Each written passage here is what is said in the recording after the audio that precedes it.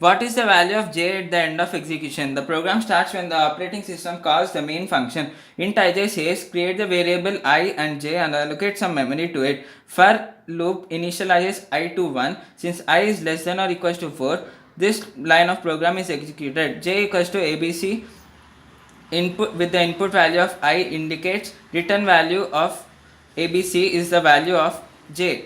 Since 1 is less than or equal to 4, abc with the input value of 1 is called and count is declared static, so it will be updated with new value every time the program executes as it is changing in the program. Since count is now 0 and I is 1, count becomes 1 and the value is returned to the function abc. Since now I plus plus makes I as 2 and j's value is now 1. abc with the input value of 2 is called and count equals to count plus I makes count as 3 and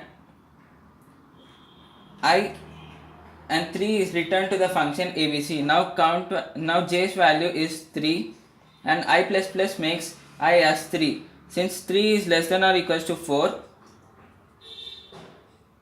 abc with the input value of 3 is called, count equals to count plus I makes count as 6 and 6 is returned to the function abc. Now j's value will become 6 and I plus plus makes I as 4.